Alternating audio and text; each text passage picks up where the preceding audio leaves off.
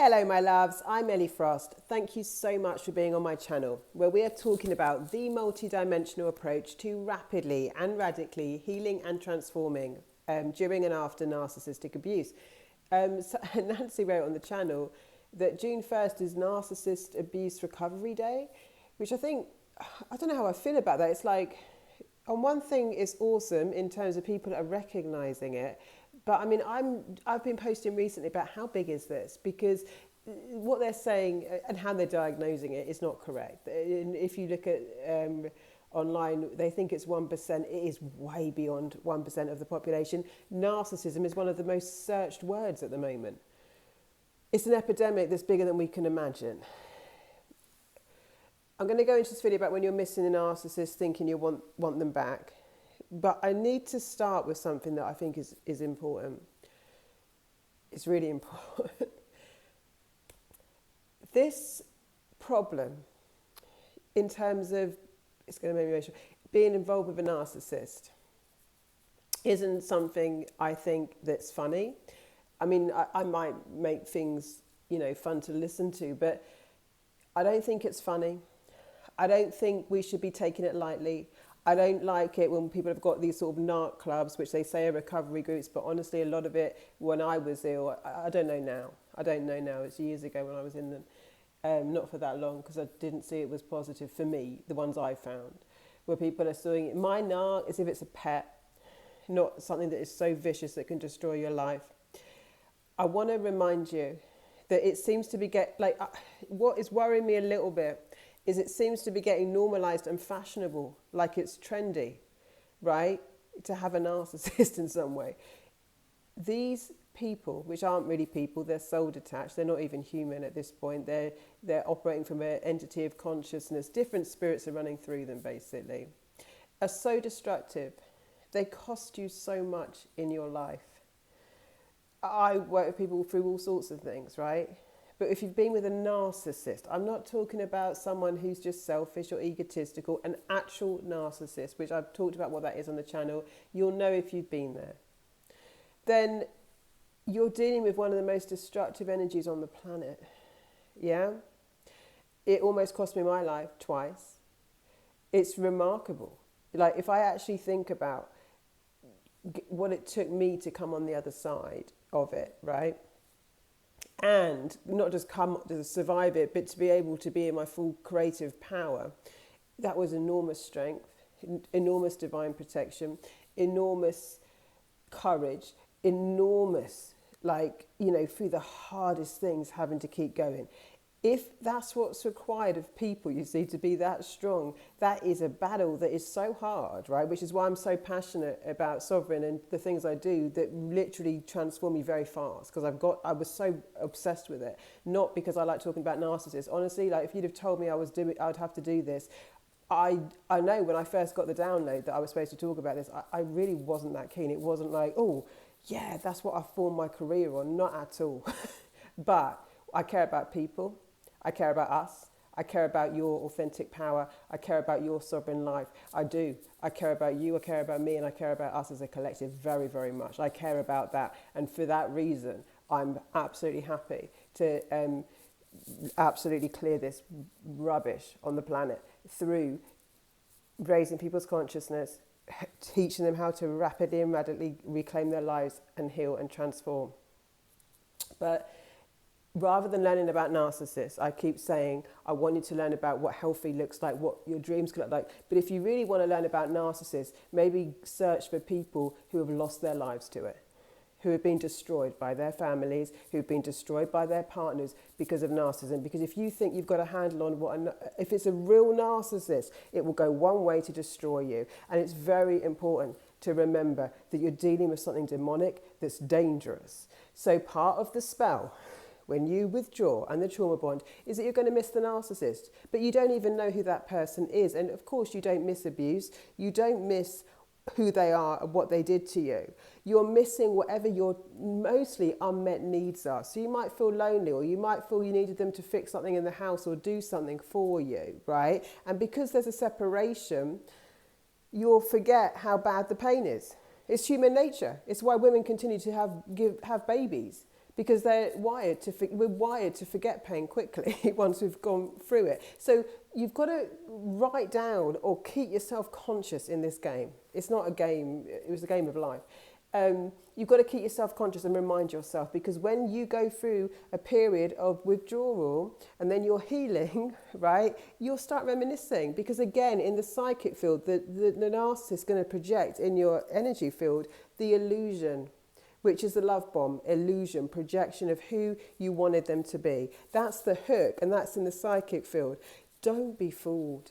I'm not saying you won't be tempted. You will. Like an alcoholic or a drug addict would be tempted for another hit. I made a comparison the other day, and I said to you guys, because some people are getting, it's good to plug in to something like my channel and other channels to remind you what they are, to keep you awake and remembering, right? And I would write it down.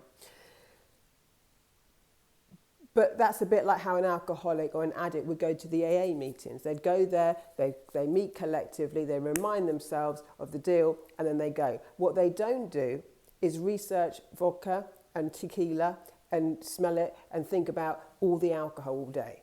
That's what some of you are doing when it comes to narcissistic abuse, because you're getting obsessed with understanding them. It's all part of the disease. It's all part of how they're psychically controlling you, taking away from your life, your goals, your sovereignty and your power.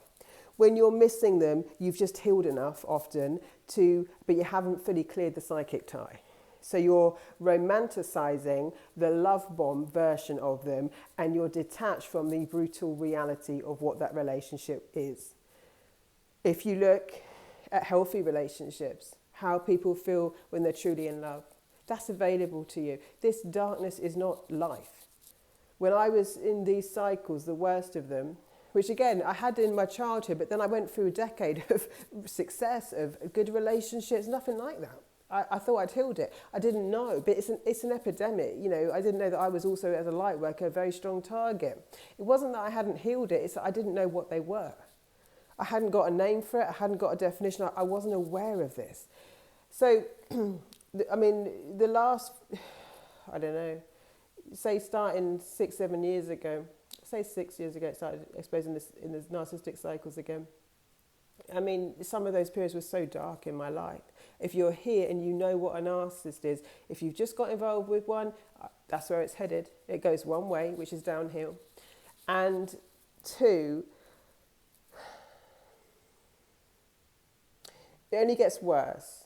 And any time in life, right, in a healthy relationship, I hope you come here and plug into my channel and you feel more expanded, more of yourself every time. Now, sometimes there are some videos that are more talking to your power and your progress, and some are more aimed at your energy clearings and your healing. There's lots of tools on here. So use it like you would to give you and feed your soul for what you need. If it's a day where you just need some energy here, clearing and comfort, there's videos for that. If it's a day when you need to step into your power and think about your future, there's videos for it, right? But like anything in life that takes you away from you is too expensive. You'll never find peace in it, you see. You'll never find peace there. So whatever you think you're missing in the narcissist is part of the illusion. There's absolutely nothing that they bring to you, but there may be unmet childhood wounds, like unmet needs that we haven't figured out how to fill, which is like the void. So it could be the need for connection, could be the need for, and again, this is a self-healing journey. Actually, it's something that we've got to fill up first in ourselves. So when we meet someone else, we're in overflow, and they're just abundance to us. People are just abundance. They're not there to fill massive voids that we haven't filled in ourselves, right? So whatever you're thinking you need, it's because there's some healing for you to do. Missing a narcissist, the narcissist doesn't exist as a person. They're not a person.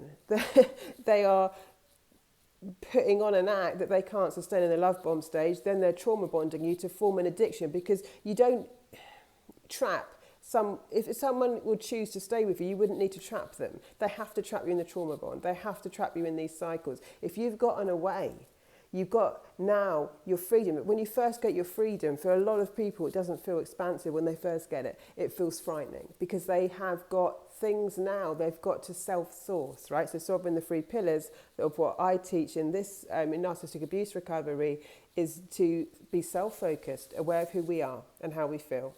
Self-partnered, that's like your own best friend and parent yourself. Self-sourcing, which means you are the source of everything you need, and so that therefore you're not tempted to attach to unhealthy people because you're not able to regulate your emotions, your nervous system, and your life, right? So this is what I'd say about it, but there's no way, I mean, it's not funny.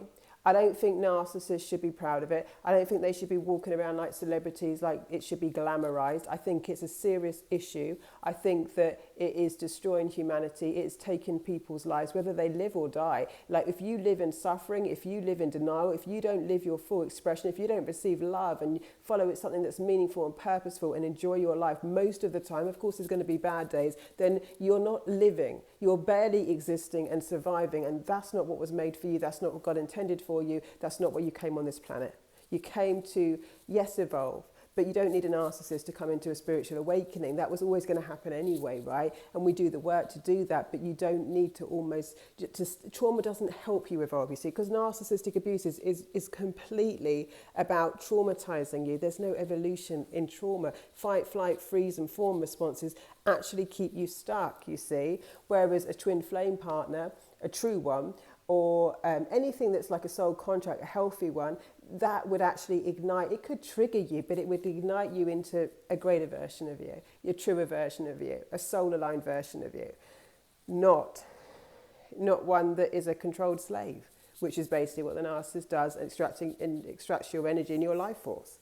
There's nothing spiritual about being in a narcissist. There's nothing nothing you can learn from them. In fact, you're going to come further and further away from yourself. Yeah? Learning about evil does not give you an upper hand. Thinking you can outsmart or out evil is a disaster. Trying to be more manipulative, get one up on them, you'll never win. They'll out evil you. They are far more cunning and manipulative than you can imagine. Learning how to talk to them, detach your energy like I do when I teach people how to deal separations with them, very factually, like you would talk to a child and tell it what to do, is a little bit, I mean, I would love a child a bit more than I'd, but in these instances, there's a particular way you can talk to them where they will back down once they've lost their power over you. They're a demon that responds to a certain way, and it can't be allowed to siphon your energy. It's the facts, and the facts are the facts. And the fact that there's a day, I don't know how I feel about it. Because what I'm worried about is we're glamorizing it, and now it's becoming acceptable. I personally would like zero tolerance to it. That doesn't mean I want anything done to them necessarily. I mean, I think there should be criminal sanctions for what they do, but I certainly want people, our communities, not to tolerate bullying, not to tolerate narcissistic abuse, not to allow this to happen. So often it's the victims that look shattered, that start going crazy, that have mental illness, physical illness, and they're the ones that are depleted, so they look like the loser, right, because they've lost. This cycle, if you understand it and you're in a true narcissistic relationship, it will cost you everything, or it can, right? And anything you get from a narcissist comes with so many strings attached, including losing yourself and losing your spirit and losing your soul. There's nothing to miss. Missing involves loss. You've lost nothing. You've gained yourself. Now you've got to learn how to fill yourself back up. So that's what I'd say about missing a narcissist. And I'm interested to see what you think about this. You know, yes, we need to raise awareness, but we need to sit here, learn how to be sovereign and not tolerate it for a second. I want you strong, energetically strong, beautiful, vibrant, radiant. I want to show you how you can heal you. You can regenerate your body, your cells, your life, everything, your dreams, your heart, because they shut you down on a heart level and on a spiritual, energetic level. And therefore you can't even live in the way you need to in this world, right? The fact that you've got through any kind of narcissistic abuse cycle alive, right? Even if you're in tatters in some way, you feel like you are, is extraordinary, yeah? But this is not a time to glamorize narcissism or make it normal to be a victim of it. It's a time for us to not tolerate it. We don't tolerate it. I've given some tools earlier about how you can talk to them. It's not to call them out in front of other people. I've talked about that before. It's more to say, are you trying to upset me? Are you trying to hurt me? You can actually ask them questions. Watch how it throws them off. but we don't tolerate it. I will write to people when they try and push my boundaries, not because they're narcissists, but if people try and push the boundaries, please don't ask me to change my terms and boundaries. I won't tolerate it. I won't tolerate people trying to push me out of my sovereignty. Whatever agenda they've got, whatever need they think they've got, is not now more important than me making sure that I do not self-abandon anymore, right? That doesn't make you into an egotistical person. It makes you into someone who can lead other people safely, because people feel safe with me because they know where they stand and I have very tight boundaries, which means it's actually safe. Like with kids and animals, they need someone who they can be safe with. If your boundaries all over the place and people don't know where they are and you can get pushed, you're not trustworthy, you see. There's so much in this, but I'd rather it was called Zero Tolerance to Narcissism Day, I think. Anyway, not to call people out, but just to not allow ourselves to be eroded. Lots of love, guys. I'd love to hear your point of view. I'll speak to you soon.